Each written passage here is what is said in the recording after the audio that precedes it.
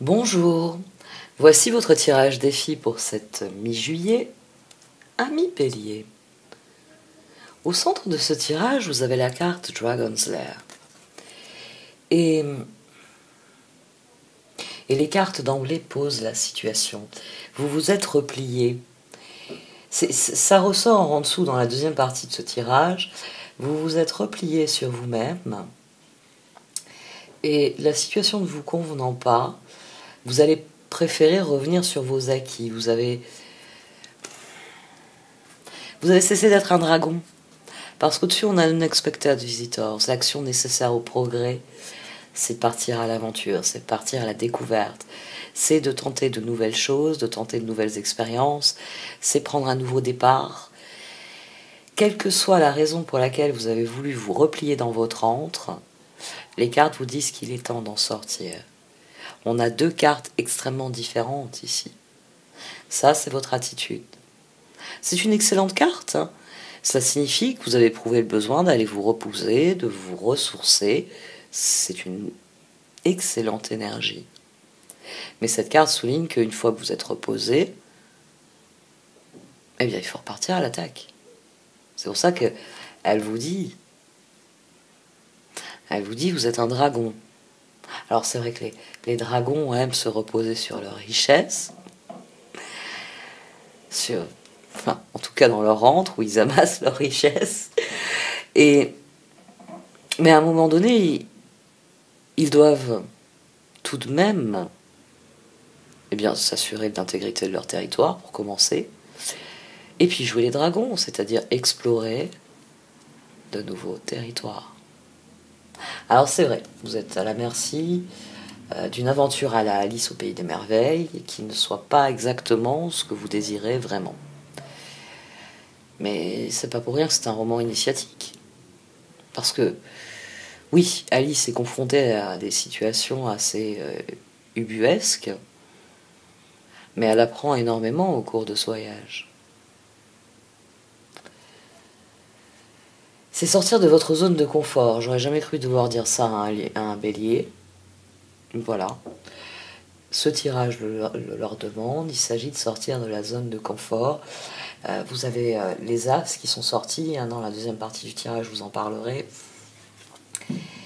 Et qui vient dire qu'il faut prendre un nouveau départ constructif.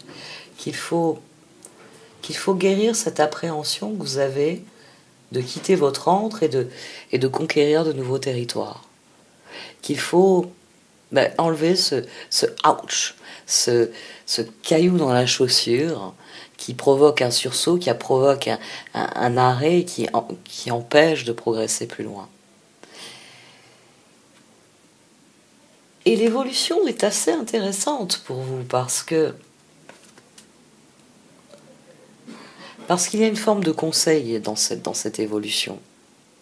Si vous êtes attentif aux détails, votre réflexion gagnera en clarté.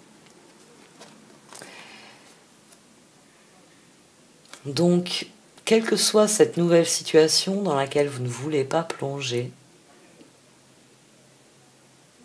peut-être est-ce un choix, c'est fort possible, hein, on a la roue en dessous, il y a des choix qui sont en jeu.